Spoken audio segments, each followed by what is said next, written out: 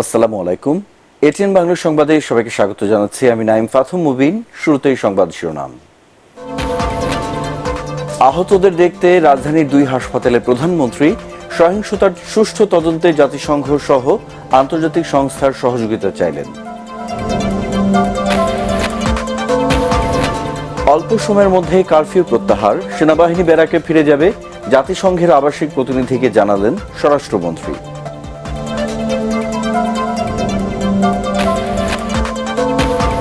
12 দিন পর চালু হলো ফেসবুক, ইউটিউব সহ সামাজিক যোগাযোগ মাধ্যম। স্পর্শকাতর কন্টেন্ট সরিয়ে নেয়ার অনুরোধ।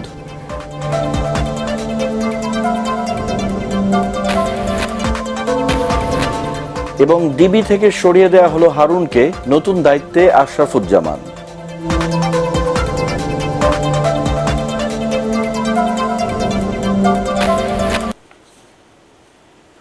শুনছেন সংবাদ শিরোনাম, এবারে বিস্তারিত। কোটা সংস্কার আন্দোলনকে কেন্দ্র করে সম্প্রতি দেশের বিভিন্ন স্থানে বিএনপি জামায়াত শিবিরের সন্ত্রাসী হামলায় আহতদের শারীরিক অবস্থা ও চিকিৎসার খোঁজ নিতে রাজধানীর কুর্মিটোলা জেনারেল হাসপাতাল যান প্রধানমন্ত্রী শেখ হাসিনা। বিকেলে হাসপাতালটিতে চিকিৎসাধীন আহতদের খোঁজ খবর ও তাদের সাথে তিনি কথা বলেন। আহতদের যথাযথ চিকিৎসা নিশ্চিতে হাসপাতাল কর্তৃপক্ষকে নির্দেশনা দেন প্রধানমন্ত্রী। এ সময় গুরুতর আহতদের কষ্ট দেখে এবং তাদের মুখে বর্বরতার কথা শুনে আবেগ আপ্লুত হতে দেখা যায় প্রধানমন্ত্রী শেখ হাসিনাকে। পরে মহাখালীর জাতীয় বক্ষ ব্যাধি ইনস্টিটিউট ও হাসপাতাল পরিদর্শন করেন তিনি।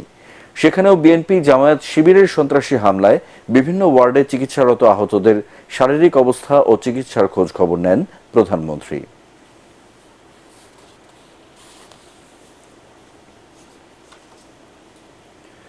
কোটা সংস্কার আন্দোলনকে ঘিরে সহিংসতার সুষ্ঠু তদন্তে জাতিসংঘ সহ আন্তর্জাতিক সংস্থার সহযোগিতা চেয়েছেন প্রধানমন্ত্রী শেখ হাসিনা। রাজধানীতে মৎস্য সপ্তাহ উদ্বোধন অনুষ্ঠানে তিনি বলেন, দোষীদের আইনের আওতায় এনে শাস্তি নিশ্চিত করতে চায় সরকার।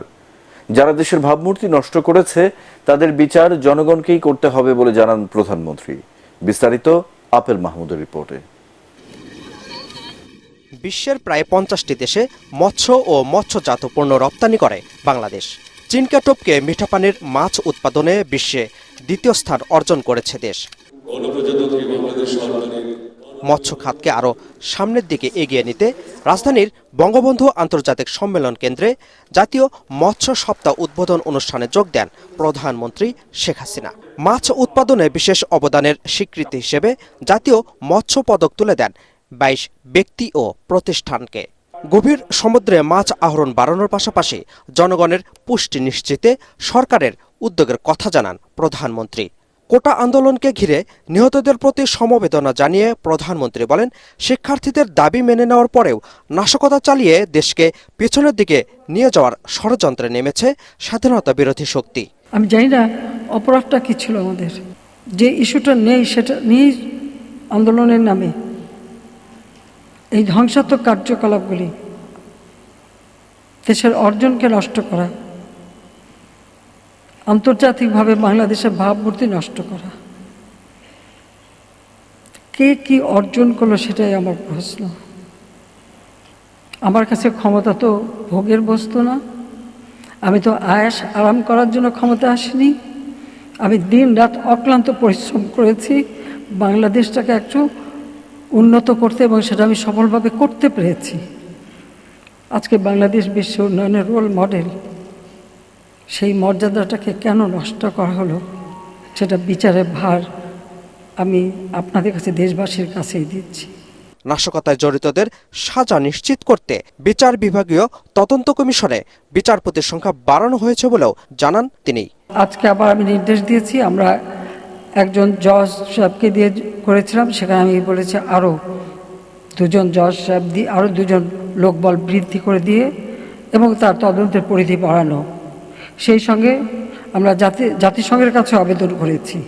আমরা আন্তর্জাতিকভাবে বিভিন্ন সংস্থা আছে, বিশেষ করে বিদেশে, তাদের কাছে আমরা সহযোগিতা চাই যে এই ঘটনার যথাযথ সুষ্ঠু তদন্ত এবং যারা এর সঙ্গে দোষী তাদের সাজার ব্যবস্থা। এ সময় জাতীয় মৎস্য সপ্তাহ উদ্বোধন করেন প্রধানমন্ত্রী। এদিকে জাতীয় মৎস্য সপ্তাহ উপলক্ষে গণভবন লেকে বিভিন্ন জাতের মাছের পোনা অবমুক্ত করেন প্রধানমন্ত্রী শেখ হাসিনা।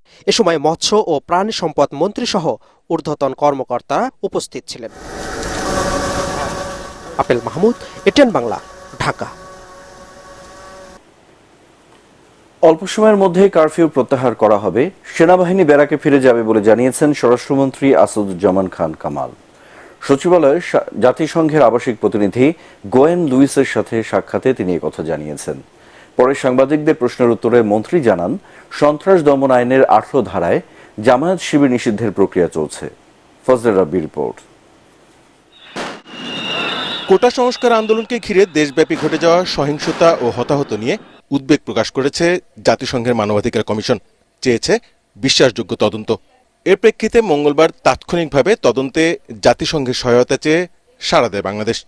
বুধবার বাংলাদেশে নিযুক্ত জাতিসংঘের আবাসিক প্রতিনিধি গোয়েন লুইস সাক্ষাৎ করেন আইনমন্ত্রী আনিসুল হক ও স্বরাষ্ট্রমন্ত্রী আসাদুজ্জামান খান কামালের সাথে। এসব বৈঠকে তদন্ত ও মানবাধিকারের বিষয়গুলো নিয়ে আলোচনা করেন তারা। আমরা একটা কিশোরের কথা বললাম, ওর বয়স কত এখনো আমরা তার সার্টিফিকেটটি পাইনি।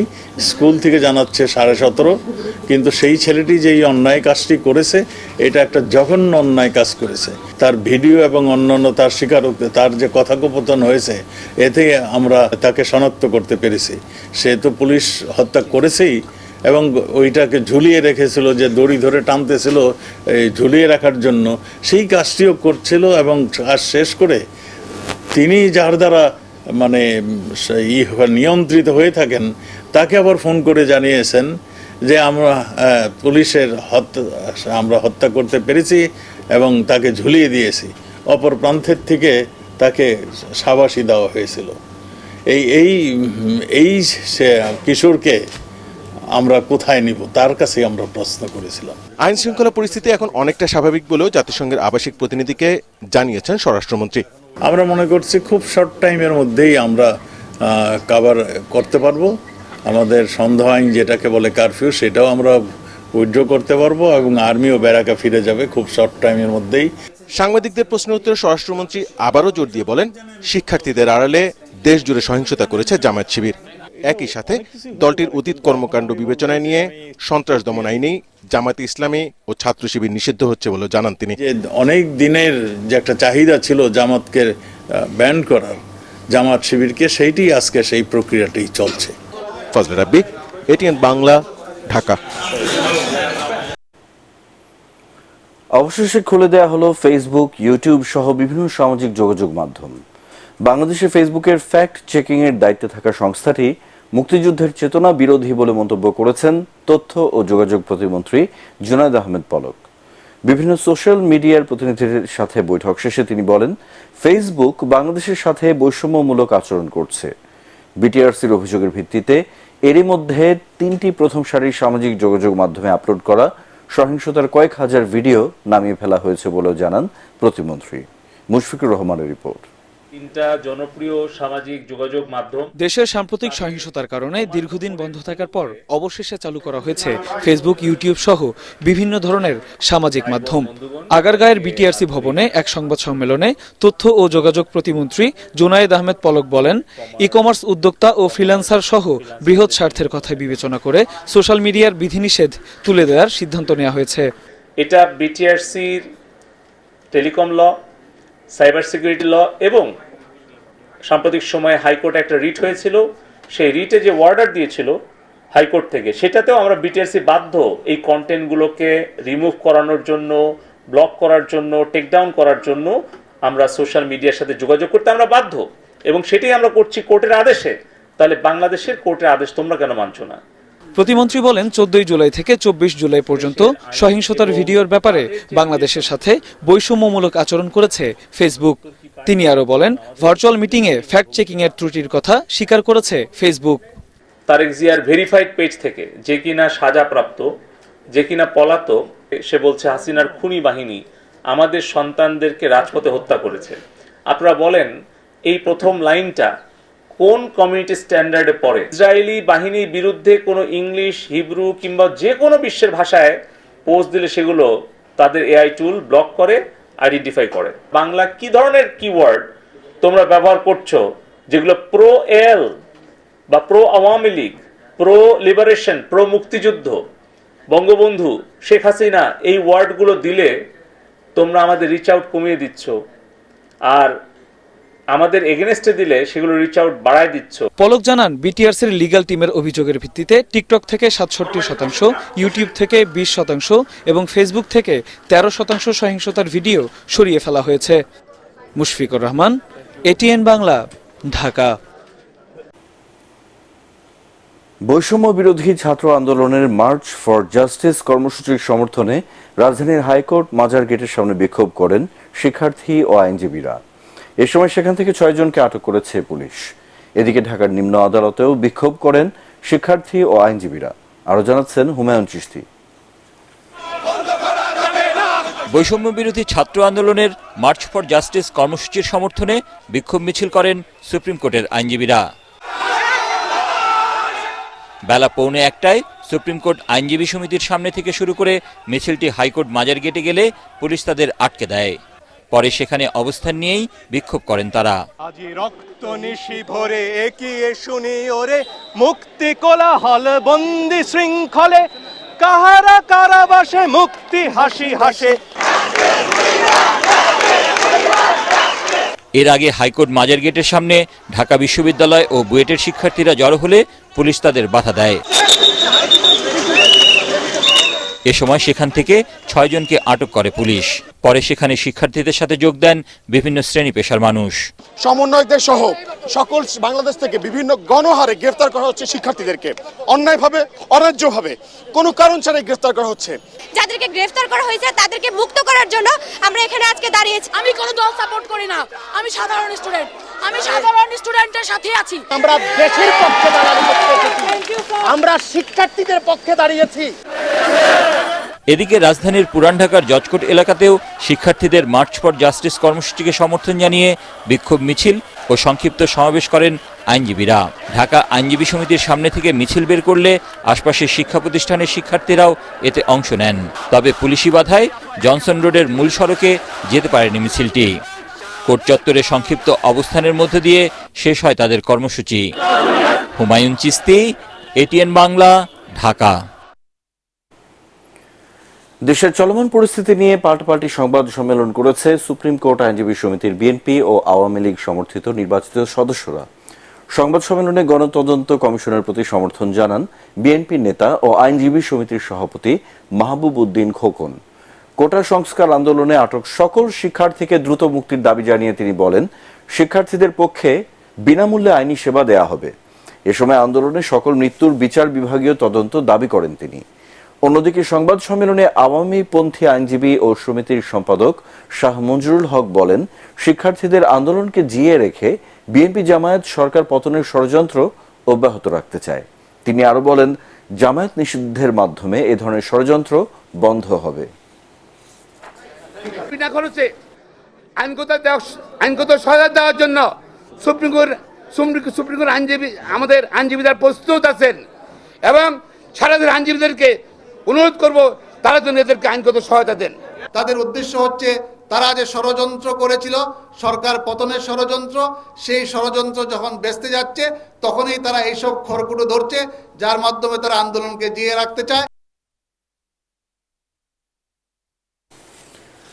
কোটা সংস্কার আন্দোলনের সময় 6 বছরের শিশু রিয়া গোপ সহ 16 শিশু নিহতের ঘটনায় বিচার বিভাগীয় তদন্ত কমিশন ও প্রত্যেকের পরিবারকে 1 কোটি টাকা করে ক্ষতিপূরণ দেবার নির্দেশ চেয়ে হাইকোর্টে রিট আবেদন করা হয়েছে। সুপ্রিম কোর্টের এক আইনজীবী এই রিট দায়ের করেন। গুলিবিদ্ধ হয়ে শিশুর মৃত্যুর ঘটনা তদন্তে 3 সদস্যের কমিশন গঠনের নির্দেশনা চাওয়া হয়েছে রিটে। স্বরাষ্ট্র সচিব, আইন সচিব, জাতীয় মানবাধিকার কমিশনের চেয়ারম্যান, পুলিশ মহাপরিদর্শক ও র্যাবের মহাপরিচালককে এতে বিবাদী করা হয়েছে। বিচারপতি মোস্তফা জামাল ইসলাম ও বিচারপতি এস.এম. মাসুদ হোসেন দোলনের বেঞ্চে রিটের শুনানি হবে বলে জানিয়েছেন রিটকারীর আইনজীবী। কিন্তু আমার দেশের রিট পিটিশনটার মধ্যে আমার মূল বক্তব্য হলো যে ছাদের উপরে থাকা অবস্থায়, 8 তলা বিল্ডিংয়ে থাকা অবস্থায়, ঘরের ভিতরে থাকা অবস্থায় শিশুরা কিভাবে মৃত্যুবরণ করলো, এটাকে ফাইন্ড আউট করার জন্য 3 সদস্য বিশিষ্ট একটা জুডিশিয়াল ইনকোয়ারি কমিশন গঠন করা হোক। শিশু যারা মৃত্যুবরণ করছে তাদেরকে পিতামাতাকে প্রত্যেককে 1 কোটি টাকা করে ক্ষতিপূরণ দেওয়ার জন্য আমি সরকারের কাছে আবেদন জানাই রিট করছি। সাম্প্রদায়িক অপশক্তি নতুন করে তাণ্ডব চালিয়ে দেশকে অকার্যকর বানানোর ষড়যন্ত্র করছে বলে মন্তব্য করেছেন আওয়ামী লীগ সাধারণ সম্পাদক ওবায়দুল কাদের। তিনি বলেন, স্বাধীনতার পর যারা দেশে জঙ্গিবাদ, সন্ত্রাস ও সাম্প্রদায়িক রাজনীতি প্রতিষ্ঠা করেছিল তারাই দেশে আবারও আগুন সন্ত্রাস শুরু করেছে। রাজধানীর বঙ্গবন্ধু অ্যাভিনিউয়ে দলের কেন্দ্রীয় কার্যালয়ে সাবেক ছাত্রলীগ নেতাদের সাথে মতবিনিময় অনুষ্ঠানের শুরুতে ওবায়দুল কাদের এসব কথা বলেন। এ সময় সাবেক ছাত্রলীগ নেতারা বিশৃঙ্খলা সৃষ্টি করলে সভা পণ্ড হয়ে যায়। তাদের মারমুখী আচরণে অনুষ্ঠান বর্জন করেন সাংবাদিকরা। পরিস্থিতি সামাল দিতে আওয়ামী লীগ সাধারণ সম্পাদক সহ কেন্দ্রীয় নেতারাও সভাস্থল ত্যাগ করেন।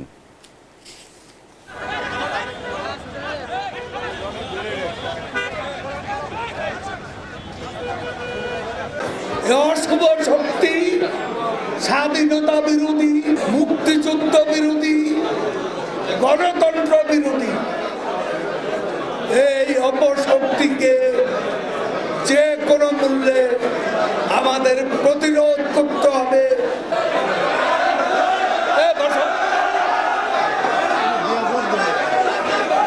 এগুলোকে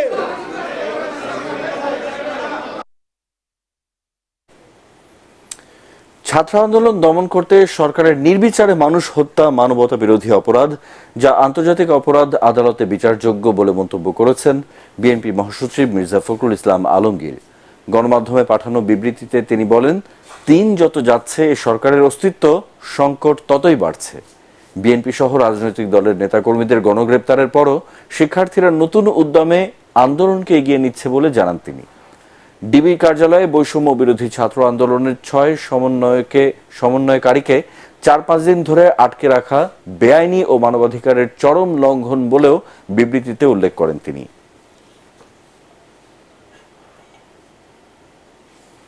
ডিএমপির অতিরিক্ত কমিশনার হারুনুর রশিদকে ডিবি থেকে বদলি করে অতিরিক্ত কমিশনার ক্রাইম অ্যান্ড অপারেশনস হিসেবে পদায়ন করা হয়েছে। লজিস্টিক বিভাগের অতিরিক্ত কমিশনার মোহাম্মদ আশরাফুজ্জামানকে অতিরিক্ত কমিশনার ডিবি হিসেবে দায়িত্ব দেওয়া হয়েছে। একই প্রজ্ঞাপনে অতিরিক্ত কমিশনার ডক্টর খন্দকার মহিদউদ্দিনকে ক্রাইম অ্যান্ড অপারেশনস বিভাগ থেকে বদলি করে লজিস্টিক বিভাগের দায়িত্ব দেওয়া হয়েছে। ডিএমপি কমিশনার হাবিবুর রহমান স্বাক্ষরিত আদেশে ওই কর্মকর্তাদের বদলি ও পদায়ন করা হয়। এদিকে ডিএমপির যুগ্ম কমিশনার অপারেশনস বিপ্লব কুমার সরকারকে ডিবিতে বদলি করা হয়েছে। আর ডিবির যুগ্ম কমিশনার খন্দকার নুরুন নবীকে ডিএমপির যুগ্ম কমিশনার অপারেশনস হিসেবে পদায়ন করা হয়েছে। আগামীকাল থেকে স্বল্প দূরত্বে ট্রেন চালানোর সিদ্ধান্ত নিয়েছে বাংলাদেশ রেলওয়ে।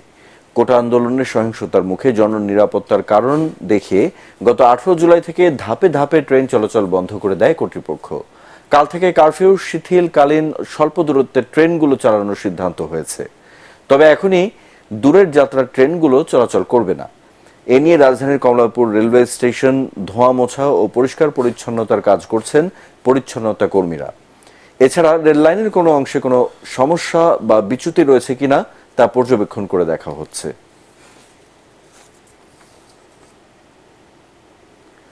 আগামী 4 আগস্ট থেকে 12টি সিটি কর্পোরেশন ও নরসিংদী পৌর এলাকা ছাড়া সারা দেশের সরকারি বেসরকারি প্রাথমিক বিদ্যালয়ে শুরু হবে শিক্ষা কার্যক্রম। প্রাথমিক ও গণশিক্ষা মন্ত্রণালয় থেকে এক বিজ্ঞপ্তিতে এ তথ্য জানানো হয়েছে।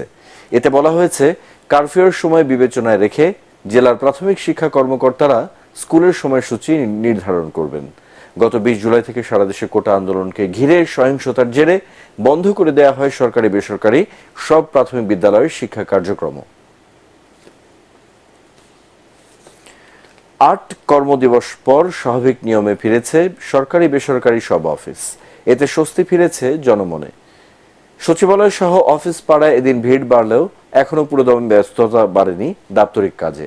ব্যাংকগুলোতে টাকা জমা ও উত্তোলনের ভিড় রয়েছে। আগামী সপ্তাহ থেকে লেনদেন আরও বাড়বে বলে জানিয়েছেন কর্মকর্তারা। বিস্তারিত জানাচ্ছেন শারফুল আলম। কোটা সংস্কার আন্দোলন ও সাম্প্রতিক সহিংসতায় সীমিত পরিসর শেষে আবারও শুরু হলো স্বাভাবিক সময়ের অফিস। সড়কে বাড়ে যানবাহন। আগের মতোই সরকারি অফিস শুরু হয় সকাল 9টায়। প্রশাসনের প্রাণকেন্দ্র সচিবালয়ে ফিরে কর্মব্যস্ততা। এক সপ্তাহেরও বেশি সময় পর ব্যাংকগুলোতেও আগের সময়ে লেনদেন হয়েছে, তবে এদিন গ্রাহকদের উপস্থিতি ছিল অনেকটাই কম। বিল পরিশোধ ও টাকা উত্তোলনে ব্যস্ততা ছিল তাদের। টাকার দরকার, কিছু টাকা নিতে আসছে আর কি। ইন্ডিয়া যাওয়ার জন্য এটা ওই টোকেন নেওয়ার জন্য আমরা আসছি। তেমন ভিড় নাই, কম সময় আমরা টাকা তুলতে পারছি। স্বাভাবিক সময়ে কর্মস্থলে ফিরেছে প্রাণচাঞ্চল্য। জীবন জীবিকার তাগিদে নিত্যদিনের কাজে ব্যস্ত নগরবাসী। যদিও পুরোপুরি ব্যস্ততা ফিরতে আরও কিছুটা সময় লাগবে বলে জানান কর্মজীবীরা। বাংলাদেশ ব্যাংকের নির্দেশনা মেনে এদিন আগের মতোই লেনদেন হয় ব্যাংকগুলোতে। বিনিয়োগকারীদের উপস্থিতিও বাড়ে শেয়ার বাজারে। বহুদূর থেকে আসছি এখানে টাকা নেওয়ার জন্য, তাই মোটামুটি লাইন বেশি একটা না, তারপর আমরা সন্তুষ্ট। আমি ট্রেজারি বন্ড কেনার জন্য এসেছি এবং সুন্দরভাবে কার্যক্রমটা আমার সম্পন্ন হয়েছে। প্রায় 8 কর্মদিবস পরে আজকে থেকে ফুল ফেজে আবার ব্যাংকিং শুরু হলো। তো আমরা এই সময়ের ভিতরে আমাদের যে ধরনের প্রচলিত সেবা আছে সবগুলো সেবাই আমরা দিয়ে থাকি। সময় কম ছিল অভিগত কয়েকদিন, তো টাকা উত্তোলন এবং জমা এই দুইটা কাউন্টারের ভিড়টা একটু বেশি। কোটা সংস্কার আন্দোলনকে ঘিরে সহিংসতায় উদ্ভূত পরিস্থিতিতে গত সপ্তাহে কারফিউ জারির পাশাপাশি 3 দিন সাধারণ ছুটি ঘোষণা করা হয়। পরে ধীরে ধীরে পরিস্থিতি স্বাভাবিক হতে শুরু করায় সময় কমিয়ে খুলে দেওয়া হয় অফিস আদালত। শরফুল আলম, এটিএন বাংলা, ঢাকা। সরকার প্রতিরক্ষা বাহিনীকে ব্যবহার করে দমন নিপীড়নের মাধ্যমে তাদের মতামত চাপিয়ে দেওয়ার চেষ্টা করছে বলে মন্তব্য করেছেন বিরোধী দলীয় নেতা ও জাতীয় পার্টির চেয়ারম্যান জি.এম. কাদের। রংপুরে সার্কিট হাউসের সাংবাদিকদের সাথে মতবিনিময়ের সময় তিনি কথা বলেন। কোটা আন্দোলনকারীদের গুলি করে হত্যার ঘটনার সুষ্ঠু তদন্ত ও বিচারের দাবিও জানান তিনি।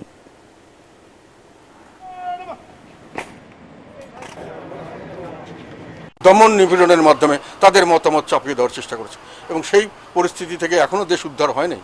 এখন পর্যন্ত সেই পরিস্থিতি চলছে।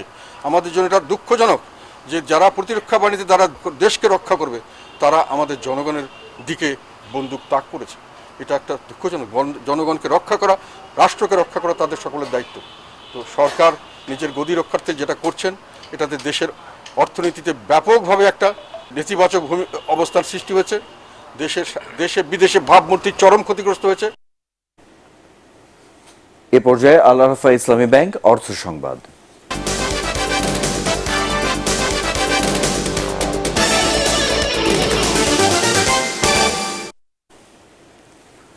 যুগোপযোগী ও উদ্ভাবনী ব্যাংকিং সেবা এবং ঝুঁকিবিহীন বিনিয়োগের আস্থা নিয়ে নারায়ণগঞ্জের রূপগঞ্জে উদ্বোধন করা হলো যমুনা ব্যাংকের মাসাবো উপশাখা। উদ্বোধনী অনুষ্ঠানের প্রধান অতিথি হিসেবে উপস্থিত ছিলেন বস্ত্র ও পাট মন্ত্রণালয়ের স্থায়ী কমিটির চেয়ারম্যান গোলাম দস্তগীর গাজী। অনুষ্ঠানে সভাপতিত্ব করেন ব্যাংকের ব্যবস্থাপনা পরিচালক এবং সিইও মির্জা ইলিয়াস উদ্দিন আহমেদ। এ সময় স্থানীয় গণমান্য ব্যক্তিবর্গ, প্রধান কার্যালয়ে ঊর্ধ্বতন কর্মকর্তাগণ ও বিপুল সংখ্যক গ্রাহক উপস্থিত ছিলেন।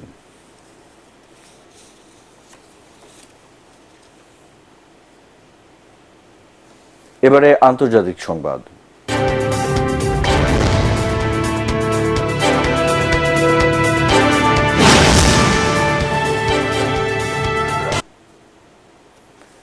দখলদার ইসরায়েলের ক্ষেপণাস্ত্র হামলায় হামাস প্রধান ইসমাইল হানিয়াকে হত্যার প্রতিশোধ নেওয়ার ঘোষণা দিয়েছে ইরান।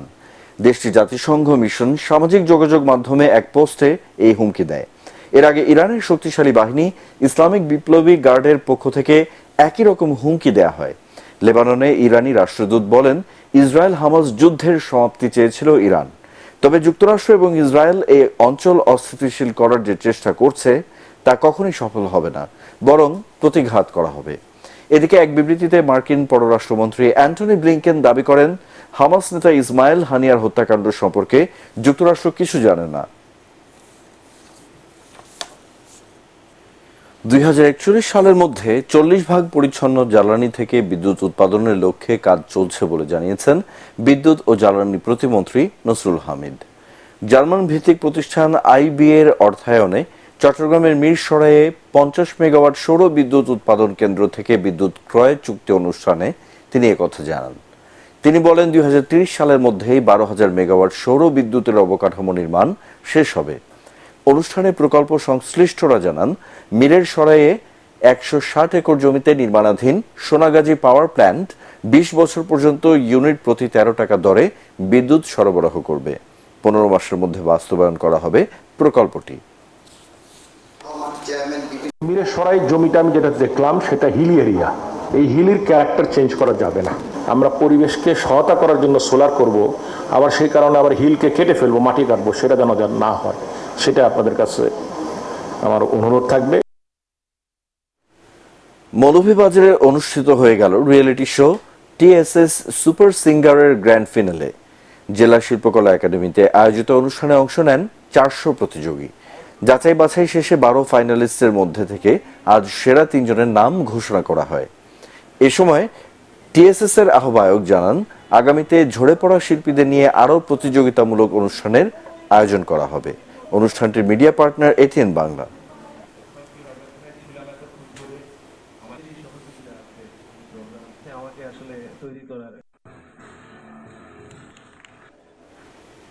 এ পর্যায়ে পার্টেক্স খেলার খবর।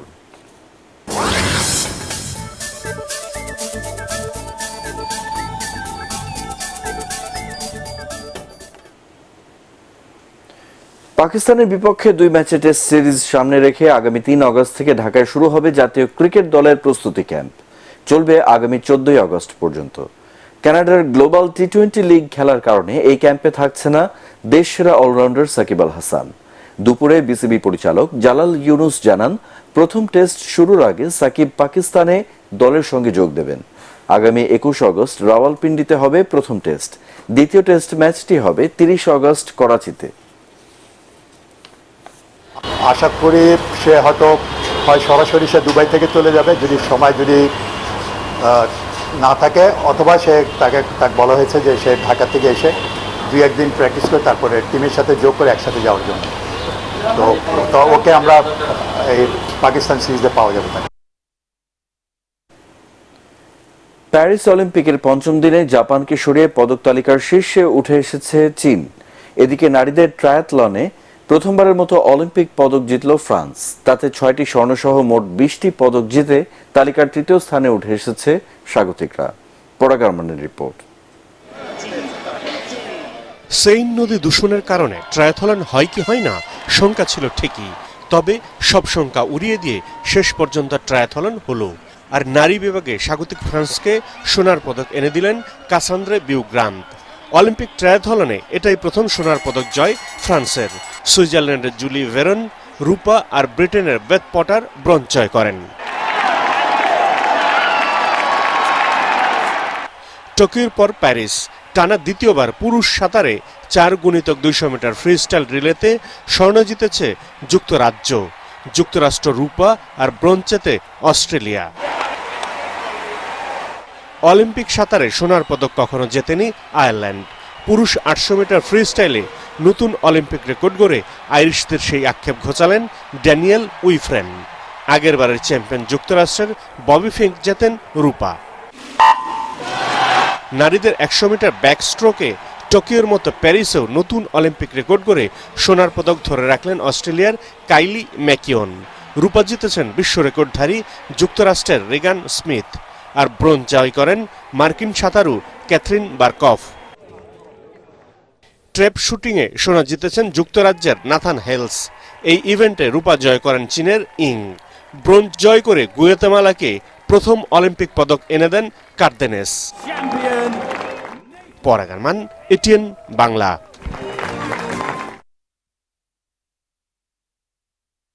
এক নজরে আরেকবার।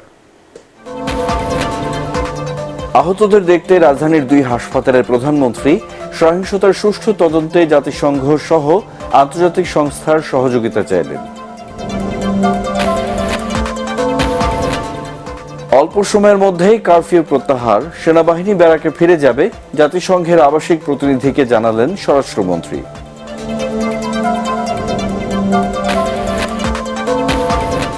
বারো দিন পর চালু হলো ফেসবুক, ইউটিউব সহ সামাজিক যোগাযোগ মাধ্যম। স্পর্শকাতর কন্টেন্ট সরিয়ে নেওয়ার অনুরোধ।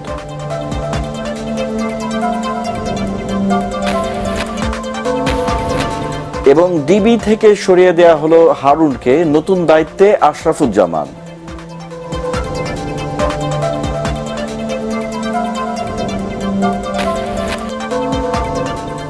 পরবর্তী সংবাদ দেখার আমন্ত্রণ জানিয়ে এখনকার মতো শেষ করছি। এটিএন বাংলা সংবাদ ইউটিউবে দেখতে ব্রাউজ করুন youtube/ATN Bangla News। ধন্যবাদ।